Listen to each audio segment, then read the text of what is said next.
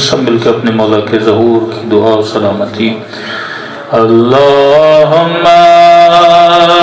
کل ولیک حجت ابن الحسن صلواتک علیہ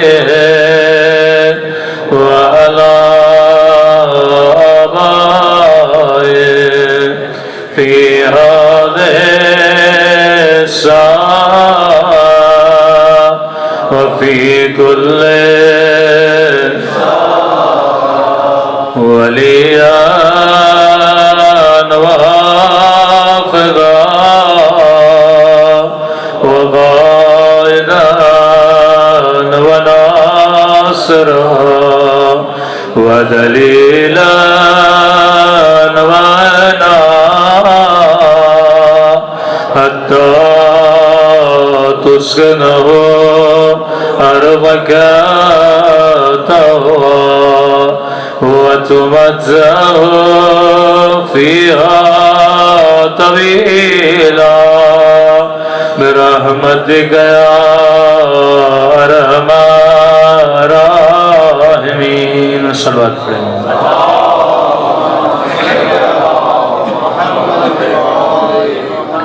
بسم اللہ الرحمن الرحیم. رب اشرح لی صدری ویسر لی امری واحلل عقدۃ من لسانی یفقهوا قولی. اما بعد فقد قال سبحانہ وتعالی قل لا اسألکم علیہ اجرا الا المودۃ فی القربہ. صلوات پڑھے محمد وعلی محمد.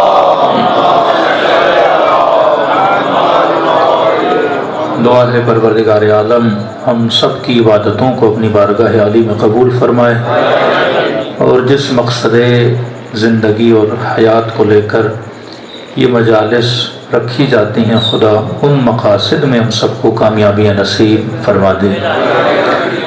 قرآن مجید کی وہ آیت جو تقریباً ہر اہل بیت کے چاہنے والے کو یاد ہے، اگر یاد نہ بھی ہو تو ترجمہ تقریباً ہر کسی کو پتہ ہے.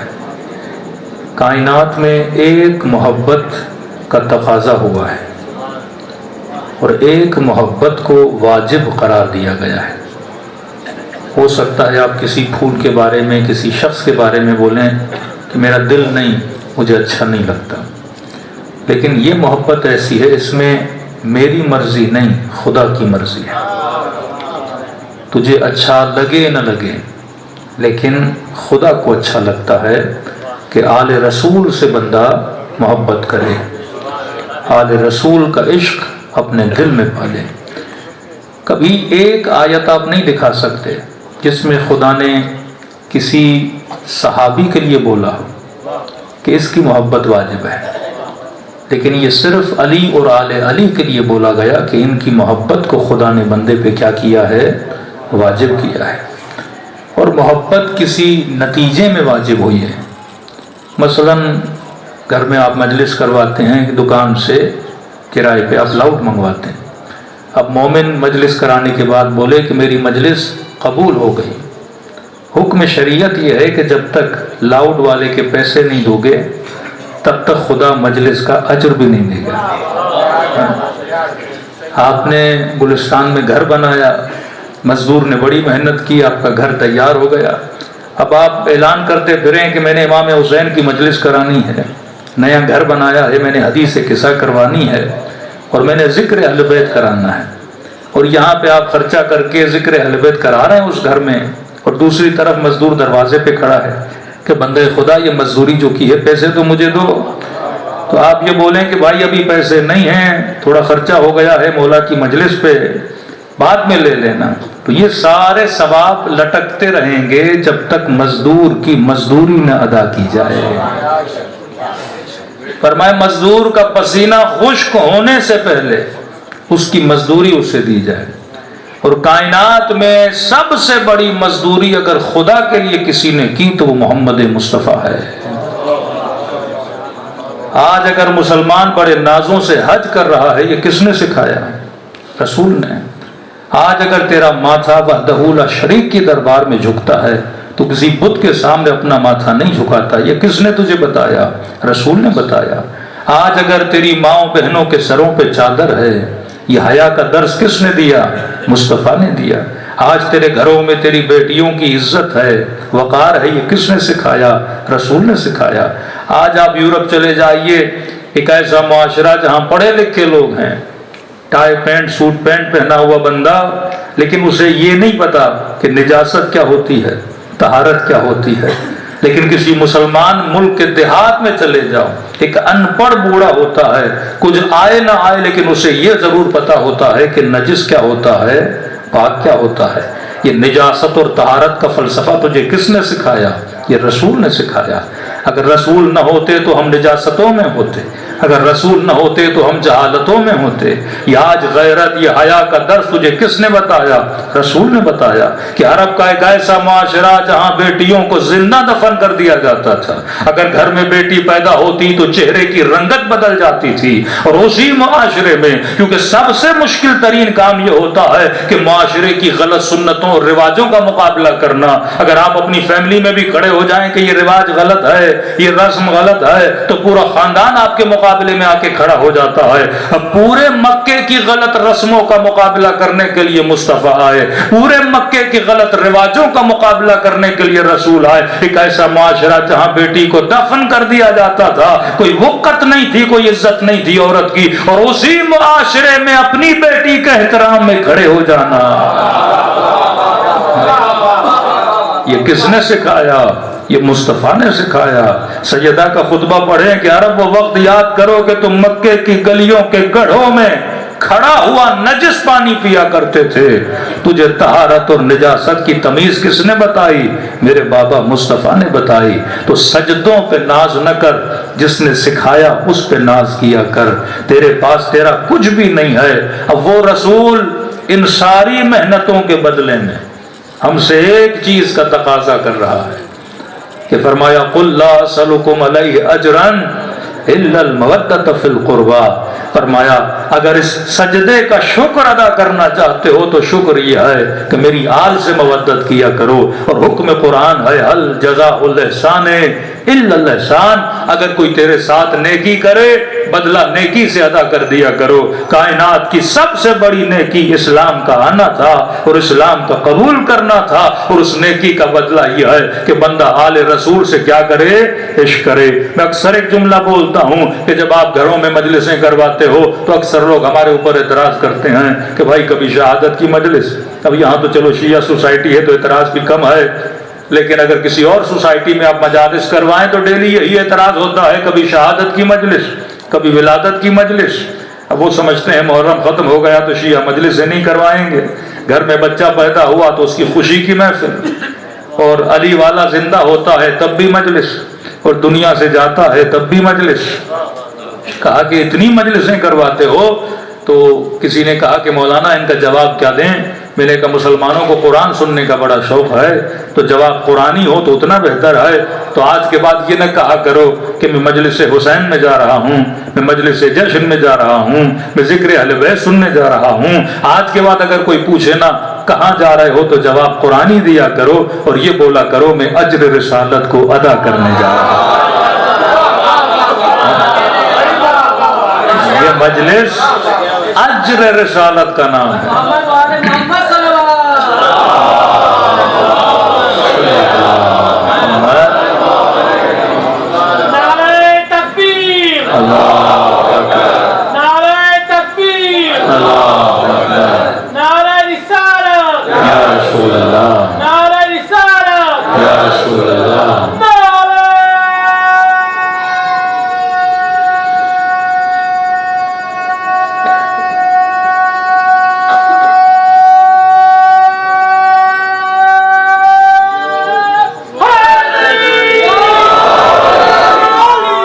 صلوات پڑھے محمد وعلی محمد۔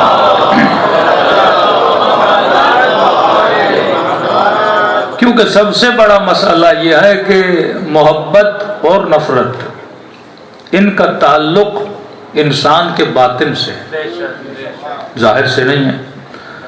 اب آنکھیں کتنی ہیں بندہ دیکھ کے بتا سکتا ہے، کان کتنے ہیں بندہ دیکھ کے بتا سکتا ہے، سر پہ بال ہیں کہ نہیں بندہ دیکھ کے بتا سکتا ہے، چہرے پہ داڑھی ہے کہ نہیں بندہ دیکھ کے بتا سکتا ہے۔ پتہ کیسے چلے کہ دل میں محبت ہے کہ نہیں؟ محبت ایک احساس باطنی ہے، بغض بھی ایک احساس باطنی ہے۔ آج سارے مسلمان کہتے ہیں ہمیں آل رسول سے محبت ہے، ہمیں کیسے پتا چلے؟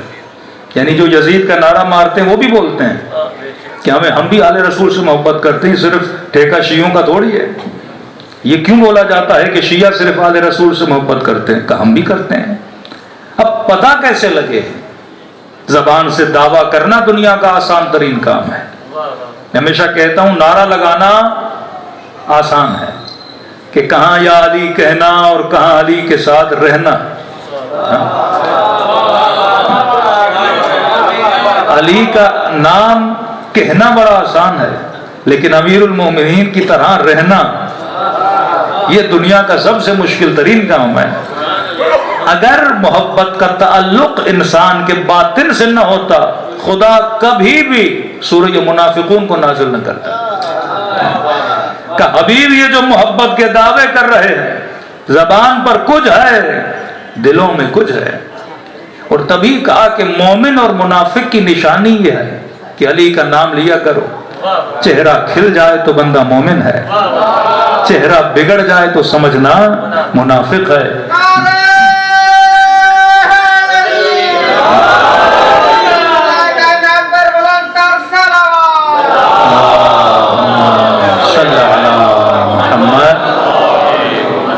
مطلب محبت ایک فضائے باطنی ہے جو ظاہر ہوتی ہے بندے کے چہرے پر۔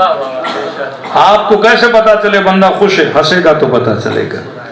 بندے کے چہرے پہ لالی آئے گی تو شرما رہا ہے، چہرے پہ زردی آئے گی تو آپ ایک احساس کو اس کے چہرے سے کیچ کرتے ہیں، کیونکہ محبت اور نفرت کا تعلق انسان کے باطن سے ہے۔ اس کے ایکسپریشن بتاتے ہیں کہ بندہ خوش ہے یا بندہ ناراض ہے۔ تو سب سے بڑی دلیل جو ہم ماتم کے لیے بھی دیتے ہیں وہ یہی دلیل ہے، کہتے ہیں بھائی غم تو ہمیں بھی ہے لیکن ہم تمہاری طرح ماتم نہیں کرتے، غم تو ہمیں بھی ہے لیکن ہم روتے نہیں ہیں۔ تو میں نے کہا مجھے کیسے پتا چلے کہ غم ہے کہ نہیں؟ آنسوؤں کو دیکھ کے پتا چلتا ہے کہ بندہ غمگین ہے۔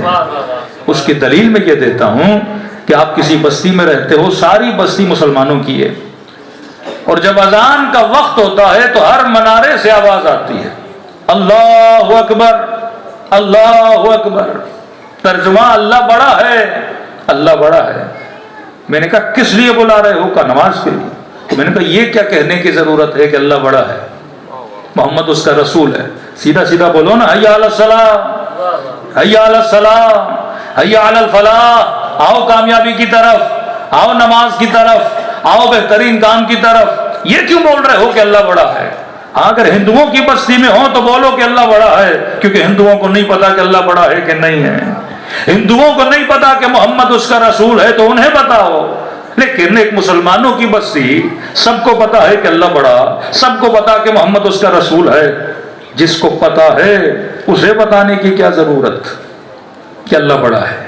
میں مجلس میں آؤں اور ایک ایک جوان کو پکڑ کے بولوں پتا ہے معصوم 14 ہیں، امام 12 ہیں، پنجتن 5 ہیں، کہیں گے مولانا ہمیں پتا ہے۔ اور یہ نہیں کہ ایک بار بولوں، دن میں 5 بار پکڑ کے بولوں معصوم 14 ہیں، امام 12 ہیں، تو آپ سب بولیں گے مولانا کہ لگتے دماغی توازن تھوڑا خراب ہو گیا ہے، شیعہ بستی میں گلستان سوسائٹی میں آ کے بول رہے ہیں کہ معصوم 14 ہیں، اور ایک بار بول دیتے تو ہم سمجھ لیتے کہ مدح اہل بیت ہے، لیکن بار بار وہی بولنا اور دن میں 5 بار بولنا کہ ہر مسلمان کو یہ بتایا جائے کہ اللہ بڑا ہے، محمد اس کا رسول ہے، اور ایک مسجد نہیں، ہر 2 گلی کے بعد ایک مسجد، اور ہر 2 گلی کے بعد ایک مؤذن، دوسرا مؤذن یہی بول رہا ہے کہ اللہ بڑا ہے، محمد اس کا رسول ہے، اور ہم شیعہ بستیوں بول رہے ہیں کہ علی اللہ کا ولی ہے، علی اللہ کا ولی ہے۔ بھائی کس کو نہیں پتا کہ علی اللہ کا ولی ہے؟ تم گلستان سوسائٹی میں سب کو بتا رہے ہو کہ علی اللہ کا ولی ہے، کیوں بول رہے ہو؟ کہ دیکھو حکم خدا ہے، اگر عقیدہ ہے تو اظہار ضروری ہے، حکم شریعت ہے کہ عقیدہ رکھنا کافی نہیں، اظہار کرنا ضروری ہے. جب اظہار کرو گے تو پتا چلے گا بندہ موحد ہے, محمد کی رسالت کو ماننے والا ہے. میں نے کہا بالکل اسی طرح غم رکھنا کافی نہیں ہے, ماتم کے ذریعے اظہار کرنا ضروری ہے. پتا تو لگے کہ تیرے دل میں غم حسین ہے, تیرے دل میں غم سیدہ ہے, تو غم کا بھی اظہار ہوتا ہے. بیٹے کی شادی ہو کیا تو اظہار نہیں کرتا؟ باپ دنیا سے چلا جائے کیا تو غم کا اظہار نہیں کرتا؟ فلسطین کے مسلمانوں کو مارا جائے کیا تو جلوس نکال کے اظہار تعزیت نہیں کر رہا؟ فلسطین کا بچہ مر جائے تو جلوس نکالنا جائز ہے, اور کربلا میں حسین کا اصغر چلا جائے. یہ طریقے فطری طریقے ہیں. اگر کوئی چیز قلب بشر میں ہے اس کا اظہار ضروری ہے. تبھی خدا نے محبت محمد اور آل محمد کو انسان کے لیے واجب قرار دیا. تو اگر محبت ہے تو اس کا اظہار بھی ضروری ہے. اظہار ذریعے کیا ہے کہ اگر ان کے گھروں میں خوشیاں ہوں تو ہم خوشیاں مناتے ہیں, اگر ان کے گھروں میں غم ہوتا ہے تو ہم غم کا اظہار کرتے ہیں, اور یہی اجر رسالت ہے. نماز قبول نہیں ہوتی جب تک محبت اہل بیت نہ ہو. سجدے نہیں رہتے جب تک سجدے کرنے والے کے قلب میں محبت محمد اور آل محمد نہ ہو. صلوات پڑھے محمد و آل محمد.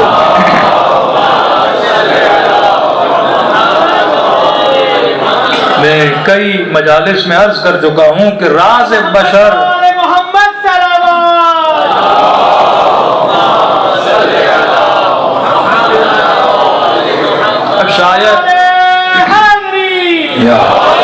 شاید کسی کے ذہن میں یہ سوال پیدا ہو کہ خدا نے مودت اہل بیت کو واجب کیوں کیا؟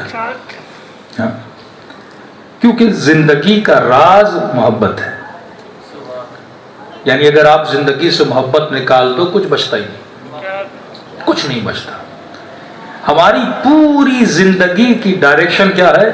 محبت ہے. مثلا فَإِنَّمَا تُوَلُّوا فَثَمَّ وَجْهُ اللَّهِ, جہاں بھی چہرہ کرو خدا ہے. لیکن کہا کہ جب نماز پڑھو تو چہرے کو کس کی طرف کرو؟ کعبے کی طرف کرو. مطلب سارے مسلمانوں کی قلوب کی ڈائریکشن کیا ہو؟ اللہ کا گھر ہو. مطلب قلوب کی ڈائریکشن محبت پروردگار عالم ہو. کبھی کبھی یہ ہوتا ہے کہ بندے کا ماتھا کعبے کی طرف ہوتا ہے, دل شیطان کی طرف ہوتا ہے, تو اس نماز کا کوئی فائدہ نہیں ہے. اصل ہے قلب میں اگر محبت ہو. یہ ڈائریکشن تو ایک ظاہری اشارہ ہے کہ اے مسلمان, چاہے شیعہ ہے چاہے سنی ہے, دنیا کے کسی بھی کونے میں ہو, اتحاد پیدا کرو محبت کے اعتبار سے کہ تمہارے قلوب کی ڈائریکشن پروردگار عالم کا گھر ہونا چاہیے. آج فلسطین کے جو آپ معاملات دیکھ رہے ہیں, 40 سے زیادہ مسلمان ممالک OIC میں بیٹھتے ہیں, میٹنگ کرتے ہیں, لیکن کسی نتیجے پہ نہیں پہنچتے. کیوں؟ کیونکہ دل ٹیڑھے ہیں.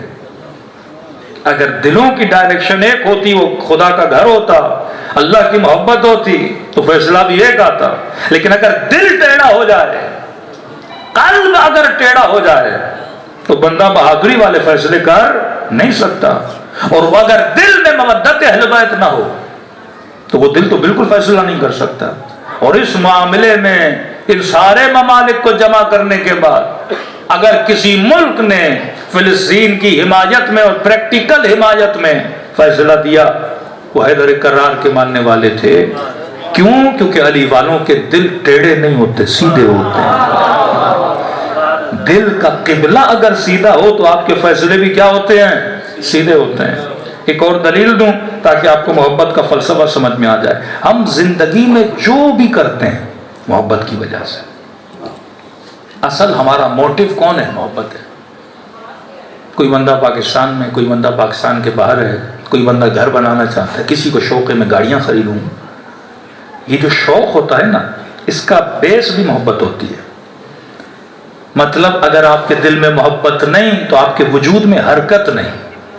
محبت ہوگی تو حرکت کریں گے. ایک طرف مزاحن میں مثال دیتا ہوں, ایک 7 سال کے بچے سے پوچھو آئس کریم چاہیے یا شادی کرنی ہے, تو کیا بولے گا؟ Ice cream. اور 22 سال کے جوان سے پوچھو آئس کریم چاہیے یا بیوی چاہیے, اب یہ انوکھا جوان ہے تو وہ شادی کے بعد ہی آئس کریم ملے گی نا. لیکن اگر آپشن رکھا جائے نا کہ یہ ملے گا یہ ملے گا، تو جوان بولے گا شادی کرنی ہے، بچہ بولے گا آئس کریم. بچہ جوان کو پاگل سمجھے گا کہ یہ آئس کریم کو چھوڑ کے شادی کے پیچھے جا رہا ہے، اور جوان بچے کو پاگل سمجھ رہا ہے کہ اسے کیا پتا آئس کریم کی کیا ویلیو اور بیوی کی کیا ویلیو ہے. ہاں، کیونکہ دونوں کے دلوں کی محبت الگ ہے. محبت موٹو ہے نا، محرک ہے. محبت ہے تو یہ بندہ آئس کریم کے پیچھے جا رہا ہے، محبت ہے تو کھلونوں کے پیچھے جا رہا ہے. جوان ہوتا ہے تو شادی کے پیچھے، شادی کے بعد مال کے پیچھے، اس کے بعد پھر بچوں کی محبت میں گرفتار ہوتا ہے، پھر بچوں کے لیے جمع کرنا شروع کر دیتا ہے. اصل یہ محبت ہے جو کسی کو مسلح تک لے جاتی ہے، کسی کو میخانے تک لے جاتی ہے.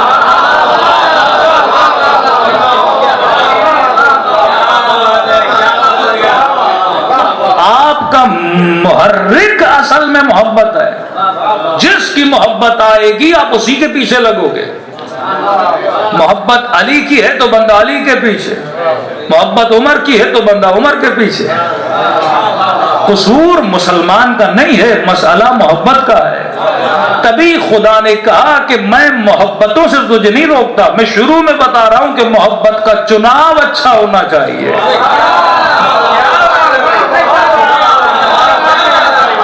اگر تیری سلیکشن غلط ہے تو تیرا پورا عمل غلط ہے. اگر تیری سلیکشن اچھی ہے تو تیرا عمل بھی اچھا ہے. دیکھیے بھائی، جمہوریت میں آج کل تو یہ مثالیں بھی بہت ذہن میں آ جاتی ہیں. 1.5 سال سے جو پاکستان کا مسئلہ چل رہا ہے، تو آج تک یہی بحث ہے کہ سلیکشن ہوگی یا الیکشن ہوگا.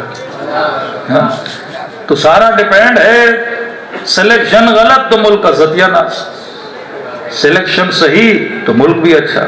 تو ایک پاکستان میں اگر سلیکشن اچھی نہ ہو تو ملک کا نظام بگڑ جاتا ہے، اور اسلام میں اگر سلیکشن اچھی نہ ہو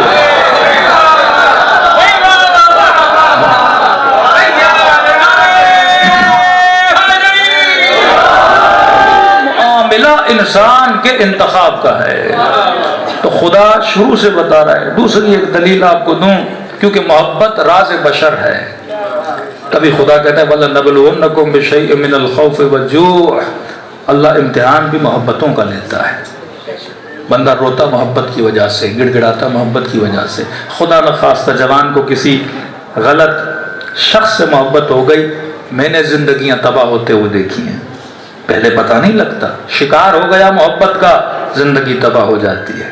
کوئی مال کی محبت کی وجہ سے، کوئی شہرت کی محبت کی وجہ سے، کوئی مقام کی محبت کی وجہ سے. ہاں، یہ محبتیں ہیں جو بندے کو تباہ کرتی ہیں.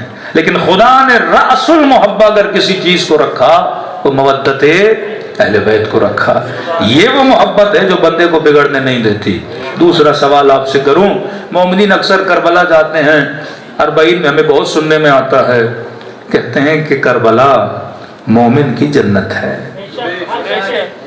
کربلا مومن کی جنت ہے. اب میں لفظوں کو دہرانے کا عادی نہیں ہوں، میں ہر بات پہ سوال کرنے کا عادی ہوں. تو آپ سے سوال یہ ہے کہ مومن کی جنت کربلا کیوں ہے؟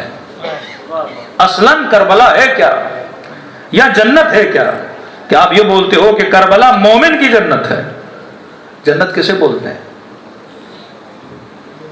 قرآن تو یہ بولے جنت میں حوریں، جنت میں غلما، جنت میں ہریالی، جنت میں دودھ کی نہریں، جنت میں شہد کی نہریں، جنت میں آسائش، جنت میں تکیے، جنت میں جو پوچھا جائے وہ بندے کو چیز مل جائے.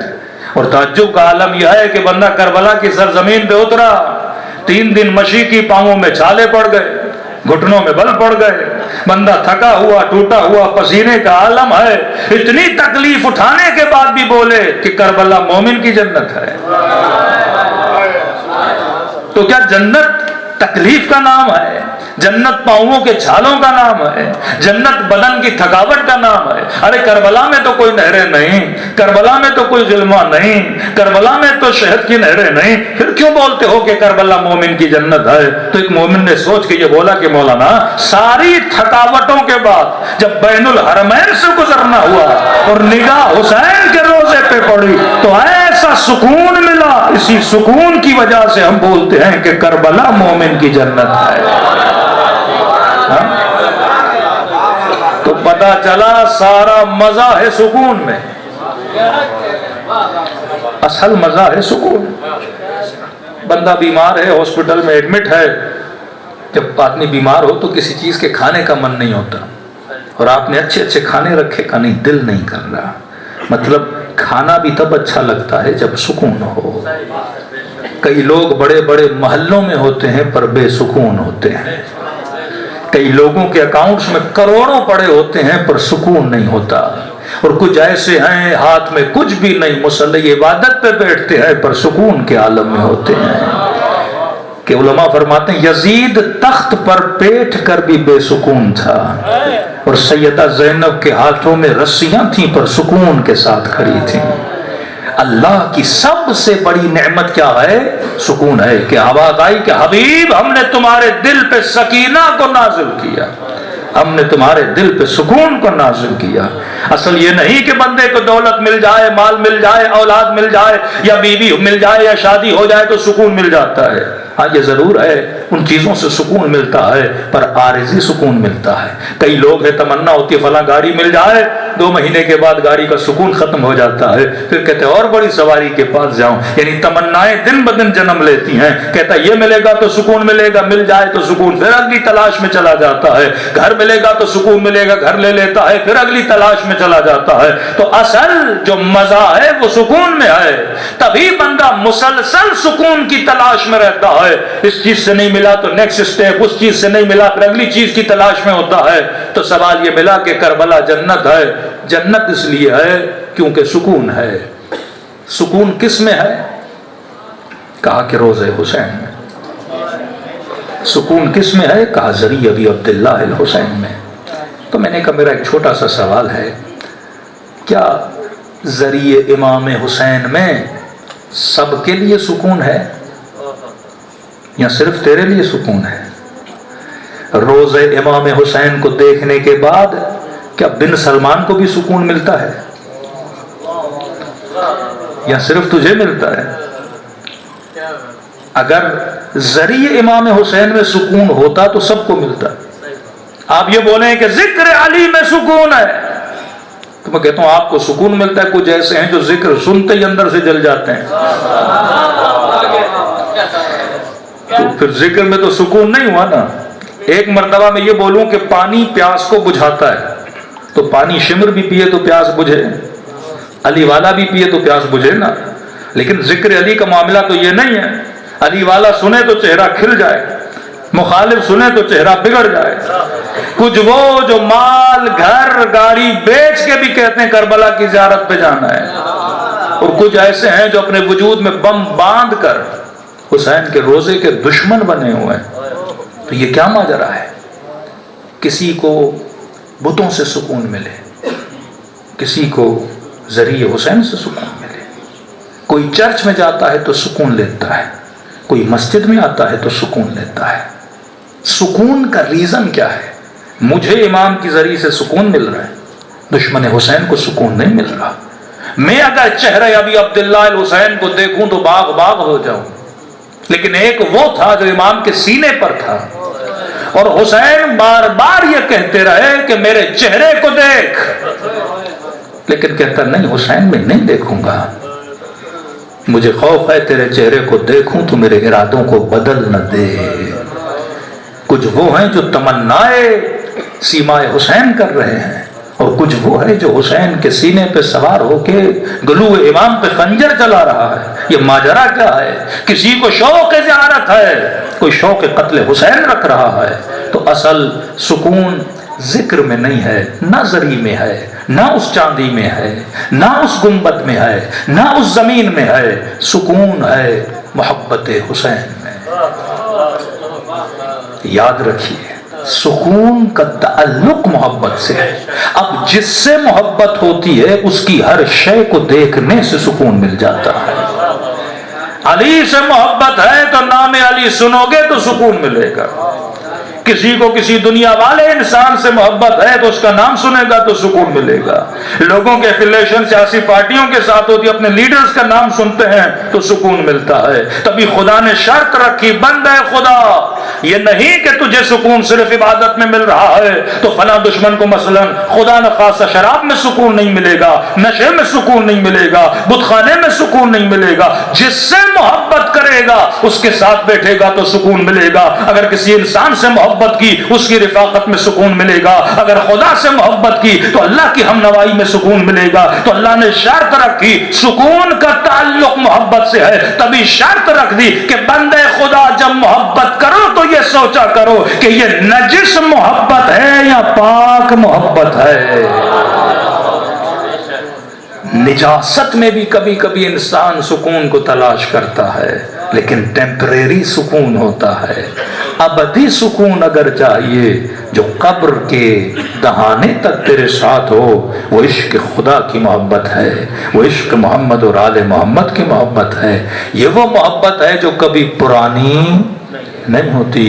ایران کے ایک ذاکر ہیں حمید علیمی، بہت اچھا ذاکر ہے. اس کا ایک فارسی شعر ہے، میں نے بڑے شاعروں کو بولا اس کا اگر ترجمہ اردو میں ہو تو بہت ہی. ایرانیوں کی ایک عادت ہے جب وہ اہل بیت سے ہم کلام ہوتے ہیں تو بڑے خودمونی ہوتے ہیں، مطلب بڑا فرینکلی بات کرتے ہیں. پاکستان میں پھر ایک ادب کا رشتہ بہت زیادہ ہے تو ہم اتنے فرینک نہیں ہوتے اہل بیت علیہ الصلوۃ والسلام سے. تو وہ امام حسین کو مخاطب کرتا ہے. اب حمید علیمی وہ ہے جو 13 سال سے نوحہ خوانی کر رہا ہے. اب اس وقت ایج کے اس حصے میں ہے کہ داڑھی اس کی سفید ہو چکی ہے، بال جھڑ چکے. تو امام حسین کو کہتا ہے ہوا سے ہسک، یعنی مولا حسین کیا آپ کی توجہ ہے میری طرف؟ امام کو کہتا ہے کہ مولا ہوا سے ہسک، کہ آپ کی توجہ ہے اپنے اس ادنا سے ذاکر کی طرف کہ جب میں خود کو آئینے میں دیکھتا ہوں تو میرے بال سفید ہو گئے ہیں. مولا تیرا ذاکر بوڑھا ہو گیا ہے، لیکن جب میں تجھے دیکھتا ہوں مولا تو وہی حسین ہے جو بچپنے میں تھا. یعنی جو حسین میں بچپن سے سنتا آ رہا ہوں آج بھی حسین تو وہی ہے، لیکن مولا ذرا اپنے ذاکر کو دیکھ، یہ دن بدن بوڑھا ہوتا جا رہا ہے، یہ دن بدن فرسودہ ہوتا جا رہا ہے. تو ہر محبت ایک مقام پہ دم توڑ دیتی ہے. بچہ کھلونے سے محبت کرے گا، بڑا ہوگا وہ دم توڑ جائے گی. لیکن ایک محبت ہے جو بچپن سے ہماری ماؤں نے ہمیں عطا کی اور قبر کے دہانے تک یہ محبت ساتھ رہتی ہے. اور یہ محبت کبھی پرانی نہیں ہوتی کیونکہ یہ فنا کا عشق نہیں ہے، یہ بقا کا عشق ہے. بقا کا عشق ہمیشہ باقی رہتا ہے. ایک جملہ اور ربط مصیبت، کبھی یہ نہیں کہا کہ آل رسول سے محبت کرو، کہا آل رسول سے مودت کرو. یہاں پہ آ کے ہمارے درمیان امتحان ہوتا ہے. اب یہ قلب ہے، اب قلب کے پیالے میں بیٹے کی محبت بھی ہے، بیوی کی محبت بھی ہے، وطن کی محبت بھی ہے، گھر کی محبت بھی ہے، اور اسی پیالے کے کسی کونے میں اہل بیت سے محبت بھی ہے. اب یہاں پہ آ کے بندہ پھنس جاتا ہے جب ان محبتوں کا ٹکراؤ ہوتا ہے. بیٹا یا حسین، گھر یا حسین، جان یا حسین، عزت یا حسین، کس کو پہلے رکھوں؟ تو اب یہاں پہ بندہ پھنس. یہ نہیں کہ قاضی شریح کے دل میں امام کی محبت نہیں، یہ نہیں کہ مدینے والے جو سیدہ کا گھر جلانے گئے تھے ان کو سیدہ سے محبت رہی. بخاری کے جملے ہیں، خلیفہ اول جناب سیدہ کے گھر جاتے ہیں، راوی کہتا ہے جب گھر سے واپس آیا ایسے رو رہا تھا جیسے بچہ روتا ہے، اور پوچھا کہ ابا بکر رو کیوں رہے ہو؟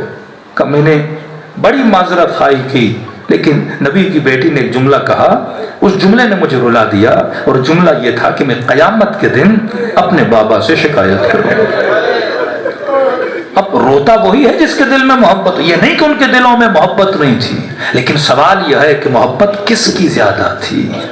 قاضی شریح کو کہا لکھ حسین واجب القتل ہیں، سیاہی کو سر پہ مارا کہ میں لکھوں حسین واجب القتل ہیں. اور جاتے جاتے جب سکوں کی تھیلی اس کے پاس رکھ کر گئے، اب دو محبتوں کا ٹکراؤ ہوا. ایک طرف مال ہے، ایک طرف حسین ہے، کرے تو کیا کرے، اس نے مال کو چنا۔ یہی ہماری زندگیوں میں ہوتا ہے کہ سب سے زیادہ کس کی محبت ہے؟ تبھی فرمایا قل لا اسألکم علیہ اجرا الا المودۃ فی القربى، کہ مولا مودت اور محبت کا فرق کیا ہے؟ کہ محبت بیوی سے کرو، بچوں سے کرو، مال سے کرو، بدن سے کرو، وطن سے کرو، اپنی زبان سے کرو، اپنے کلچر سے کرو، لیکن فرمایا جہاں کائنات کی محبتیں ختم ہوتی ہیں وہاں سے مودت کی ابتدا ہوتی ہے۔ کربلا محبتوں کا میدان نہیں، کربلا مودتوں کا میدان ہے، جہاں اکبر جیسا بیٹا قربان کر دیا جائے مودت خدا میں، جہاں علی اصغر جیسا ننھا بچہ رباب قربان کر دیں حسین کی مودت کی خاطر، جہاں سیدہ زینب جیسی بی بی اپنی چادر قربان کر دے،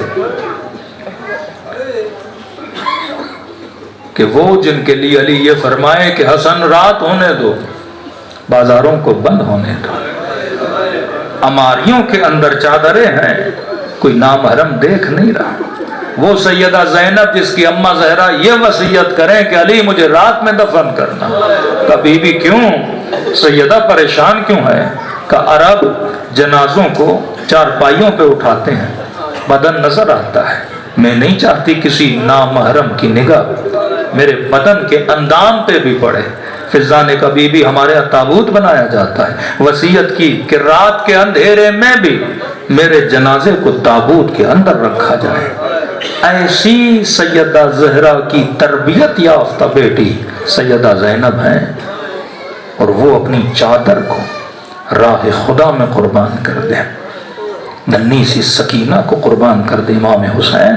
یہ امتحان ہے، آج جب فیصلے آتے ہیں نا، یہ امتحان مودت ہر ملک کے لیے ہے، اور خدا نے سرخرو کیا ہے بعض شیعہ قوموں کو کہ آپ دیکھیں کتنے سینکشن ہیں ایران پہ، 40 سال ہوئے انقلاب آئے ہوئے، ہمیں آزاد ہوئے 70 سال ہوئے، یہ سینکشن اگر کسی ملک پہ لگتے وہ ملک تباہ و برباد ہو جاتا۔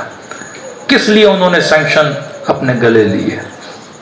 دوائیوں کی پابندی، ہر چیز کی پابندی، لیکن اس کے باوجود بھی آفرز دی گئی کہ آپ اسرائیل کو ایکسیپٹ کرو، آپ کو اس پورے خطے کا بادشاہ بنا دیں گے جیسے پہلے ایران ہوا کرتا تھا۔ انہوں نے کہا نہیں، ذلتوں کا راستہ نہیں اپنانا، عزتوں کا راستہ اپنانا ہے۔ کس کو مال اچھا نہیں لگتا، کس کو بادشاہی اچھی نہیں لگتی، لیکن یہ کمپرومائز کرنا کہ کونوا للظالم خصما وللمظلوم عونا، اور وہ ممالک جن کے پاس سب کچھ ہے، پیٹرول ہے، سب کچھ ہے، لیکن آج وہ سیکریفائی نہیں کر پا رہے کہ اللہ کی محبت کے لیے قربانی دینی ہے یا مال دنیا کے لیے قربانی دینی ہے۔ یہ وہ درس ہے جو فرش عزا سے آپ کو ملتا ہے کہ مومن ہم محبت سے خدا منع نہیں کرتا، اولاد سے محبت کر، مال سے جس سے محبت کرنی ہے محبت کر، لیکن یہ محبت اہل بیت کی محبت سے آگے نہ نکل جائے۔ سیدہ نے کیا پیغام دیا کہ پسلیاں توڑوا دیں راہ ولایت میں۔ کس کو اپنی شکم میں اپنا بچہ اچھا نہیں لگتا، لیکن بچہ قربان کر دیا راہ ولایت میں۔ حجر ابن عدی صحابی امیر المؤمنین ہے، اصحاب بہت تھے کہ جناب زبیر کو محبت نہیں، لیکن یہی زبیر جنگ جمل میں علی کے مقابلے میں کھڑا ہے۔ محبتیں رنگ کم کرتی گئیں، لیکن مودت کا رنگ کبھی کم نہیں ہوتا۔ یہ حجر وہ ہے کہ حجر علی کو سب و شتم کرو، کہ نہیں کروں گا، کہ قتل کر دیے جاؤ گے، کا پرواہ نہیں، کا زندہ جلا دیں گے، کا پرواہ نہیں، کا وجود کا قطع کر دیں گے تلوار سے، زندہ زندہ، کا پرواہ نہیں، کا حجر تیرے بیٹوں کو مار دیں گے، کا پرواہ نہیں۔ جب دیکھا یہ نہیں ڈر رہا، کیونکہ ایک ہی محبت رسوخ کر گئی تھی اس کے وجود میں، وہ مودت محمد اور آل محمد تھی۔ اور تلوار لے کر جب حجر کا سر قلم کرنے کے لیے آگے بڑھے، حجر نے کہا 1 منٹ کی مہلت دو۔ سمجھ لگے کہ حجر شاید علی کو سب و شتم کر کے بچنا چاہتا ہے، کہ میری ایک چھوٹی سی گزارش ہے، میرا سر کاٹنے سے پہلے میرے 2 جوان بیٹوں کا سر قلم کرو۔ تعجب سے کہنے لگے تو کیسا باپ ہے؟ अरे बूढ़ा बाप कहता अल्लाह मुझे जवां बेटों का मरना नसीब न करना, मुझे जवां की लाश न दिखाना, पहले मैं मरूं फिर मेरे बेटों को दुनिया से उठा देना। तू कैसा बाप है जो बेटों को सामने जाता हुआ देखना चाहता है? कि मसला बेटों की मोहब्बत का नहीं, मसला अली की मवद्दत का है। कहीं ऐसा ना हो मुझे मरता हुआ देखें और दामन अली को छोड़ दें। पहले इन्हें जन्नत में भेजूंगा फिर अली की कदम बोसी के लिए जाऊंगा। ये वो तारीख की मवद्दतें हैं। आज यही चक्कर है मुस्लिम ममालिक का, दुनिया का, कि तुम फैसले किस मोहब्बत की वजह से करते हो। ये जिंदगी का कदम कदम हमसे फैसले करवाता है और इंसान को सोचना चाहिए कि मेरे दिल में किसकी मोहब्बत ज्यादा है। और अहले बैत का वादा है जितना हमें याद करोगे उतना हम तुझे याद करेंगे। आयतुल्लाह लुज़मा गुलपायगानी बेटे के ख्वाब में आए कि बाबा दुनिया में एक दिन मिले वापसी का, कौन सा अमल अंजाम दोगे? का बेटा मासूम की ज़ियारत को जाऊंगा, इमाम रज़ा के रोज़े पे जाऊंगा। मशहद के मुकीम थे। का वो क्यों? का अगर ज़िंदगी में 30 बार इमाम की ज़ियारत के लिए गया बिलफर्ज, हर एक ज़ियारत के बदले में 3 मरतबा इमाम मुझसे मिलने के लिए आए। अब दिल तड़प रहा है काश ज्यादा ज़ियारतें करता और आलम बरज़ख में ज्यादा उनकी मुलाकात होती। ये तो मरने के बाद बंदा पछताता है। मैंने कई बार मजलिसों में रब्त मुसीबत के लिए बात अर्ज की है। अहले बैत करीम है, सखी वो जो मांगने पे अता करे, करीम वो जो न मांगने पर भी अता करे, करीम वो जो बंदे को किसी नेमत से महरूम न करे। मौला का एक बूढ़ा आशिक था। जिस तरह कराची से काफिले जाते हैं करबला, इसने देखा लोग बसों में चढ़ चढ़ के करबला की तरफ जा रहे हैं। अब आशिक देखे कि लोग मेरे महबूब से मिलने जा रहे हैं, एक तड़प उठती है दिल में। गरीब था, बीमार था, कभी करबला नहीं गया था और हर साल यही देख रहा है कि इस महीने में लोग करबला जा रहे हैं, उस महीने में लोग करबला जा रहे हैं। तड़प उठा, घर गया, मुसल्ले पे बैठा, बड़ा रोया और एक शिकायत भरा जुमला बोला, मौला मैंने तो आज तक मिंबरों से ये सुना कि आप करीम है।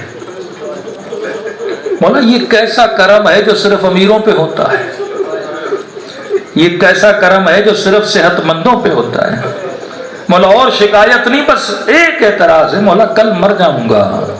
मुनकर और नकीर नहीं बोलेंगे तू इतना दावा करता था इश्क हुसैन का, एक ज़ियारत हुसैन का सवाब अपने नामे आमाल में नहीं लाया, तू कैसा आशिक हुसैन था। कहता है रो रो के इसकी नींद आ गई, ख्वाब के आलम में चेहरे मुबारक इमाम की ज़ियारत नसीब हुई। इमाम ने फरमाया ऐ बूढ़े आशिक, वो अभी करबला जा रहे हैं, मैं ख्वाब में आके अपनी ज़ियारत तुझे करा रहा हूं। वो करबला जाके मेरी जरी को देखेंगे, तूने हुसैन का चेहरा देखा है। आज के बाद न बोला करो कि हम करीम नहीं हैं। का मौला इजहार नाराजगी नहीं कर रहा था, लेकिन मौला बूढ़ा हो चुका हूं, मर जाऊंगा, मुनकर और नकीर नहीं बोलेंगे, तेरे नामे अमाल में एक सवाब नहीं। इमाम ने फरमाया देख, अगर आ सकते हो करबला, कुछ भी करके जिंदगी में एक बार जरूर आना, क्योंकि मरने के बाद इसके सवाब को देखकर पछताओगे। ऐ काश में ज्यादा जाता, लेकिन हम करीम हैं, अगर नहीं आ सकते तो हम तुझे महरूम तो नहीं करेंगे सवाब से। हम करीम हैं कि जब कभी दिल करे ज़ियारत हुसैन का, तो मुझ गरीब को खुलूस से दिल से एक सलाम किया करो, खुदा सलाम के सदक़े में तुझे सवाब ज़ियारत हुसैन अता करेगा। ताज्जुब से कहने लगा मौला एक सलाम से सवाब मिल जाएगा? का आशिक एक शर्त है। मौला कौन सी शर्त है? और मैं जब मुझ हुसैन को सलाम करो, अगर न चाहते हुए तेरी आंखों से आंसू निकल आए, का उस वक्त ये मत समझना ये तेरे आंसू हैं, हुसैन ने तुझे तेरे सलाम का जवाब दिया। उन करीमों के मानने वाले हो, इस दर पे कोई अपनी मर्जी से नहीं आता, यहाँ कुलूब को बुलावा होता है کہ آجا عشق حسین کا شربت پی لے، دلوں کو کربلا لے کر چلیں اور اس امام کی غربت کو سلام کریں۔ یہ ایام امام حسین کی یتیمی کے ایام ہیں۔ سب مل کے بلند آواز سے السلام علی الحسین وعلی علی ابن وعلی اولاد الحسین وعلی اصحاب۔ آواز تھوڑی بڑھا دیں سب مل کے السلام علی وعلی علی ابن وعلی اولاد وعلی اصحاب۔ میرا سلام ہو زینب کی لٹی ہوئی چادر پہ،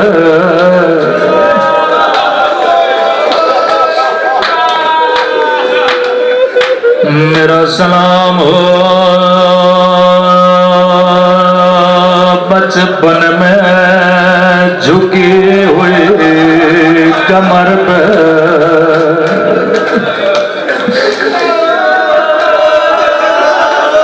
مجھے خدا کی قسم اگر مدینے میں آگ نہ لگتے، کبھی کربلا میں خیموں کو آگ نہ لگتی،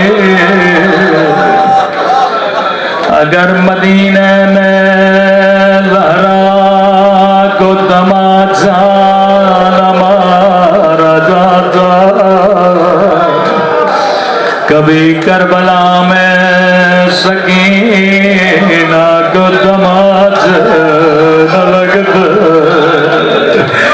اگر مدینے میں پسلیاں نہ توڑے جاتے،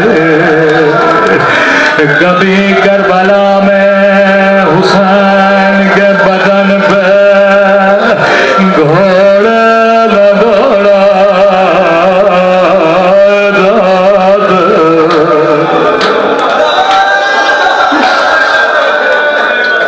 کبھی امام زمانہ ان تماچوں کو یاد کر کے روتا۔ میں ہر مجلس میں امام زمانہ کے سلام ضرور پڑھتا ہوں۔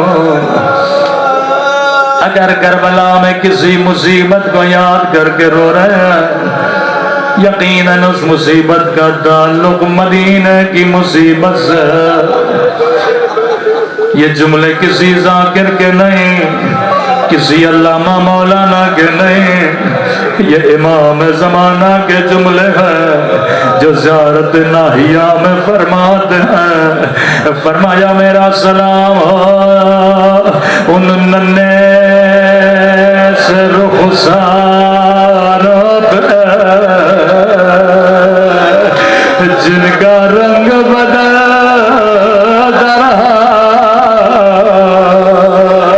یہ نہیں کا رنگ بدل گیا بلکہ بدلتا رہا، کبھی شمر کے تماچوں نے رنگ نیلا کیا، کبھی ظالم کے تماچوں نے رنگ کالا کیا۔ امام حسن ایک ذاکر کے خواب میں آئے، فرمایا ذاکر تو میرے عزاداروں کو میری اصلی مصیبت کیوں نہیں بتاتا؟ رو کے کہنے لگا مولا میں آپ کے سارے مصائب پڑھتا ہوں۔ حسن وہ امام آیا جسے زہر دیا گیا، جگر کے ٹکڑے باہر آ گئے. یہ وہ واحد امام ہے جسے 2 مرتبہ کفن دیا گیا. کہ یہ میرے مصائب ہیں لیکن میرے اصلی مصیبت نہیں ہے. ہاتھوں کو جوڑ کے عرض کیا مولا خود بتائیے اصل مصیبت کیا ہے. رو کے کہنے لگے میری اصل مصیبت مدینے کی ایک بند گلی میں ہے. حسین چھوٹا تھا میں بڑا تھا. میرے سامنے کسی ظالم نے میری اماں کو دباتا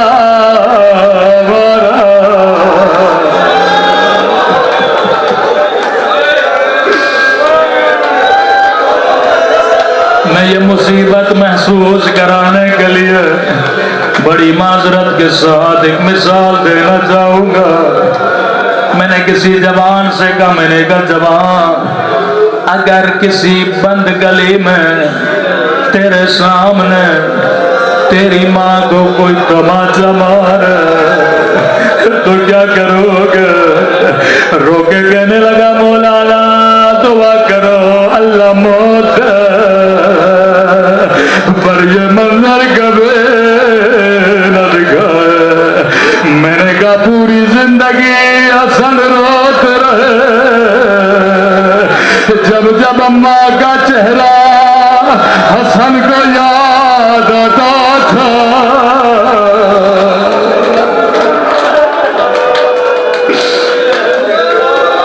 صحابی کہتے تھے مولا حسن مسجد چلنا ہے ہمیشہ لمبا لمبا راستہ لیتے تھے. ایک دن کسی نے اعتراض کیا مولا اس گلی سے چلیے یہ راستہ بڑا قریب ہے. رو کے کہنے لگے بچپن سے لے کے اب تک زندگی گزر گئی میں کبھی اس گلی سے نہیں گزرا. کہنے لگے مولا کیوں نہیں گزرتے. رو کے کہنے لگے اس گلی میں اس کا گھر جس نے میری اماں پہ آگ بھرا دروازہ گرایا تھا. جب جب اس کا چہرہ دیکھتا ہوں مجھے اماں کی ٹوٹی ہوئی بسریاں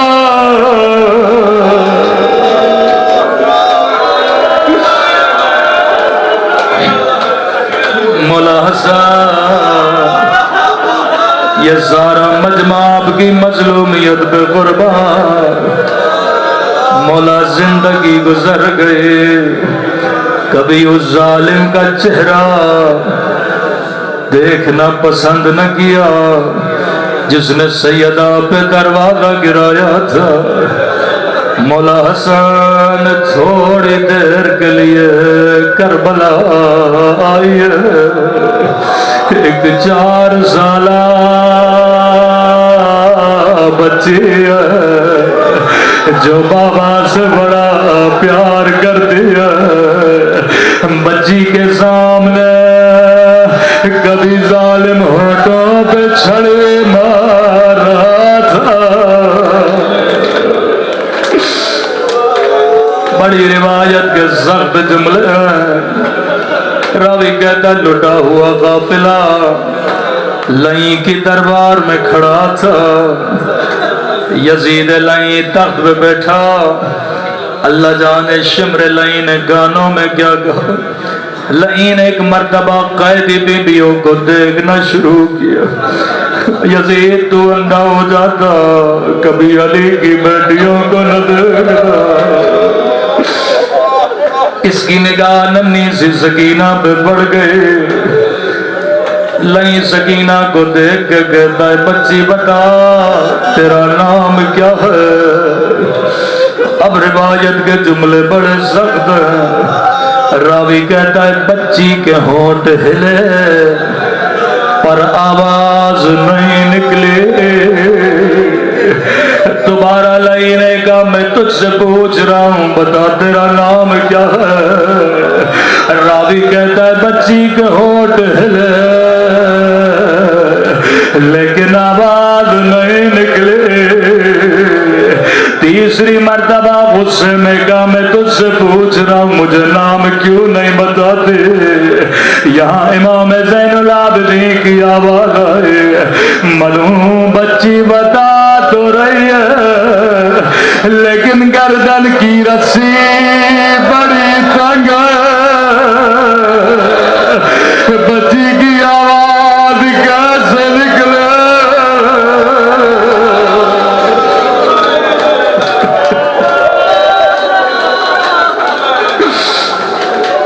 लई ने हुक्म दिया रस्सी खोल जाए।